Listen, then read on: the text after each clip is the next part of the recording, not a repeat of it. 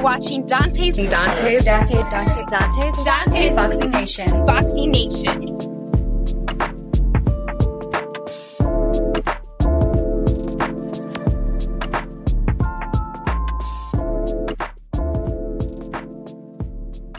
Okay, so leading up to this Crawford-Canelo Alvarez fight, some of the biggest news was the fact that Jaron Ennis was working with Canelo in preparation for the Crawford fight. Now, before, we were all under the impression that Canelo reached out to Jaron Ennis. It turns out Jaron Ennis reached out to Canelo, asking Canelo if he can help him prepare for his Crawford fight, basically. Now listen, guys, when I first found out that Jaron Ennis was going to be working with Canelo, before I found out that it was actually Jaron that reached out to Canelo Alvarez, I never had a problem with Jaron Ennis working out with Canelo. But it definitely came off different when I found out that it was Jaron that reached out to Canelo. So that move right there, it already looked extremely suspicious, right? And then I remember when Jaron Ennis, he was asked if he's going to watch the fight. Now, remember, this is while he's still training with Canelo. He's asked if he's going to watch the fight, and he says, I don't know, it just depends on, how I feel, or, maybe if I'm training, I don't know if I'm going to watch it or not. This is what he says. He keeps giving these bizarre answers because I'm thinking to myself, wait a minute, you reached out to Canelo Alvarez to help him prepare for this fight. And you've never reached out to Canelo for any of his previous fights, only this fight, the fight of the decade against Crawford. That's when you want to help Canelo Alvarez. And then you're telling people you don't even know if you're going to watch the fight. You're going to reach out to Joe Frazier, ask if you could join his camp to help him prepare for the Ali fight. And you don't know if you're going to watch it because you might have other more important things to do around that time that the fight comes on. The shit is not making any sense. It doesn't add up. And when people like Brian Norman Sr., when he's coming out calling you a hater for not giving another Black American the credit that he deserves, that's when you really know that this is not a good look for Boots. Boots is more realer than Boots is. You feel me? Boots is a faker and Boots is a realist. You know what I'm saying? I mean, it's simple as that. Boots is giving Boots his props. Giving Crawford his props. Boots over here shouting out heat. They asked the man a simple question. They asked him about the performance and what do you think and what do you think. The man said it's boxing. Why you can't just give him his props? You got a problem with anybody else? You said that that Canelo gonna whoop his ass. You're a hater, bro. Clearly, they call me a hater. He the hater. You feel me? Get that same energy around. That's all I'm saying. Do you believe him? Do you believe he didn't watch the Terence Crawford and Canelo fight? Not at all. He watched that damn fight. He watched that fight. He watched my son fights. He done watched all these damn fights. He watched these fights. He know he watching these fights. He's absolutely watching these fights. He's watching all the fights. He's saying he's not watching. He's a damn lie. He's watching these fights. And if he didn't watch them then, he gonna go back and watch the fight. Like, why would you not watch the fight of the century so far, this century? You understand what I'm saying? You got, because he don't want Crawford to be as great as he is. Last time we checked, you can do everything better than Crawford, right? That's what he said. He can do everything better than Crawford. Well, you went and called Canelo to try to help him, and according to Yo-Yo, you got your ass whooped, or if you didn't get your ass whooped, you couldn't handle some of the things that Canelo was doing. We didn't look like Crawford had that problem. You guys heard me bring up this point a long time ago leading up to the fight. I thought it was pretty peculiar that Jaron Ennis and his father, they were never on the same page when they were talking about this fight. They had both did a prediction around the same time. Jaron Ennis, he said he's picking Canelo to win, but this was before Jaron was even training with Canelo. This was before he was in his camp. And he still picked Canelo Alvarez to win the fight. He said, once again, the same thing everyone else said that picked Canelo to win. He thought the size was too much.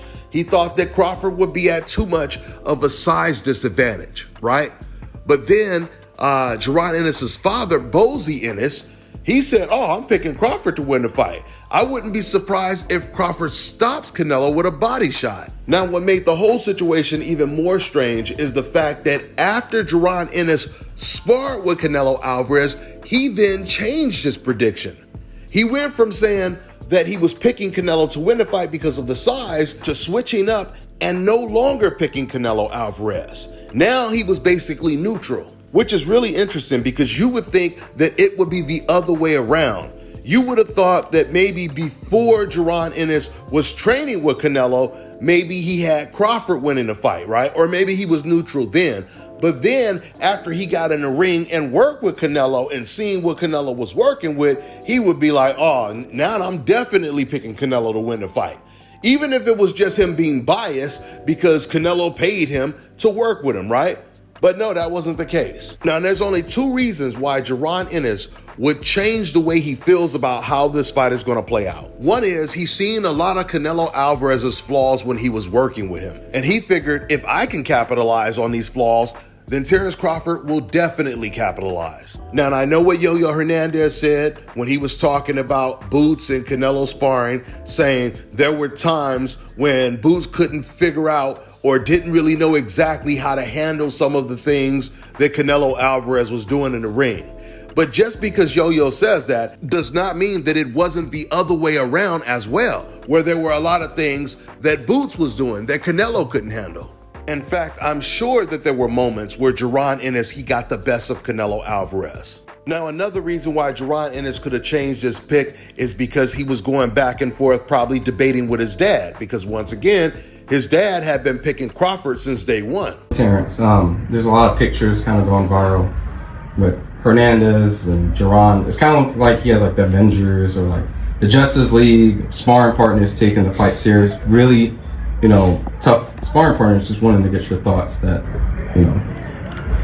What is there to talk about? You fighting the best fighter in the world. You better be taking it serious. That goes to show, how serious he's taking me and how much he respects me. Mm-hmm. Because, if I haven't fought anyone, if I was too small, if I was, all these things that all the media say I was, then he wouldn't need these guys to help prepare him to fight me. He wouldn't, need all the help that he's getting. But I'm happy that he's getting the help that he needs because, after, September 13th, there'll be no excuses. Listen, I'll wrap this video up by saying this, man. At the end of the day, there's no doubt about it. Crawford, or Boots, I should say, he really made himself look bad when he came out once again saying that he didn't watch the Crawford-Canelo Alvarez fight, not giving Crawford any type of flowers. Because I have a feeling if Canelo would have won that fight, Boots would have been proud to tell people that he watched the fight. And he would have been proud to say, oh yeah, man, Canelo, he's now, one of the greatest of all time, et cetera, et cetera. Because remember, Boots was one of the fighters at a certain time that was telling people that Canelo Alvarez was pound for pound the best fighter in the world, the Michael Jordan of the sport over Terence Crawford. Black people like Jaron Ennis, he has to understand there's enough space on this boat for all of us. It's a ship, and it's the only ship we got. And it's enough space for all of us. So none of us has to be left out in the ocean to drown. The point is, Jaron Ennis, he has enough space to create his own path. I mean, what do you think? Congratulating another American who was doing this before you is going to hurt your legacy? That's nonsense. Jaron is in arguably the deepest division in the sport of boxing. He's got the division all to himself. He has all the opportunities in the world to one day be on Mount Rushmore with Floyd Mayweather, Terence Crawford, Andre Ward, and he ain't got to push nobody off the boat to do it. With that being said, I'm going to wrap up this video. That's all I got for now, guys. I'm on to the next one. Everybody got a price, man, and I guess Boots, he had his price. I don't know what he getting, but he sold out. That's all I can say. He sold out. Now, I'm just going to state the fact. He sold out. That's it. He sold out. That's it. You know what I mean? And like I say, I don't knock Canelo, but come on. You could say graciously, nah, I'm out of training, or I'm doing this, or you ain't got to tell him hell nah. Just tell him in a gracious way. Tell him in a gracious way. Appreciate the offer, but I ain't no sparring partner. Anything. But nah, here you go. Smiling, giggling, taking pictures. All right. So listen, we gonna whoop two asses that night. Canelo's and his. Okay?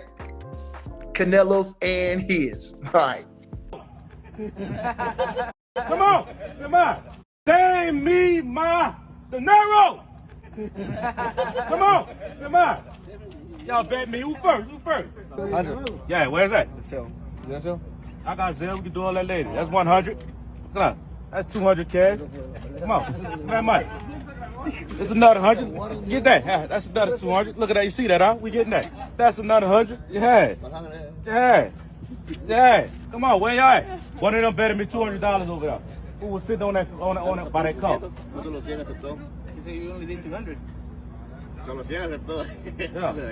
Who that was? Sold me 100. What you got? 500 for me? And you got 100? Look this here. 1, 2, 3, 4, 5, 6, 11, 12. I'm missing $200. That was you? Yeah, that's 200, right?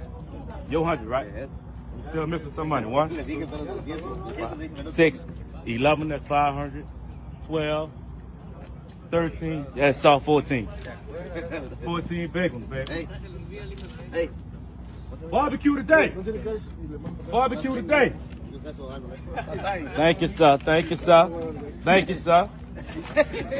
sir. What y'all want to eat? Yeah, y'all want barbecue today? What y'all want? Barbecue. Gracias.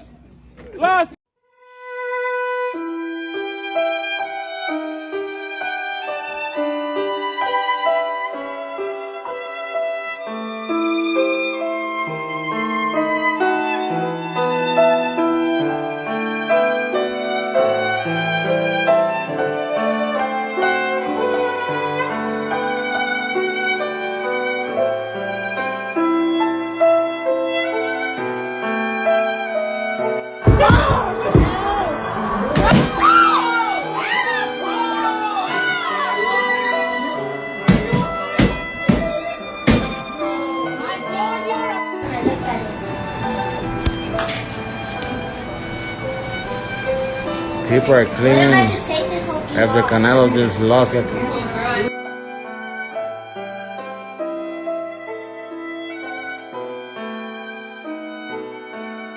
Let me tell you guys about Issa Israel Law Firm. It is a full-service legal practice based in Denver, Colorado, an emerging hub for combat sports and high-altitude training. If you're a fighter inside or outside of the ring and you need a law firm you can trust to fight for you, visit thefighterfirm.com or email help@iilawfirm.com. Legal representation is usually limited to plaintiffs or defendants in Colorado, but iFirm can help anyone in the world with trademarking their business name, logos, and U.S. immigration issues. This brother has been my attorney for a while and helped guide me through all kinds of business and civil issues, so make sure you guys go to thefighterfirm.com. All right, now check this out, guys. If you're looking to repair eczema scars, burns and bruises, dark spots and blemishes, the fever blisters, diabetic ulcers, this right here is the perfect product for you guys. It's called LO Key Face and Body Oil. Athletes and top-ranking boxers, they're also using it after training to reduce swelling, inflammation, and to ease the pain. So get yours today. Go to LODkey.com, like them on Facebook, and follow them on Instagram.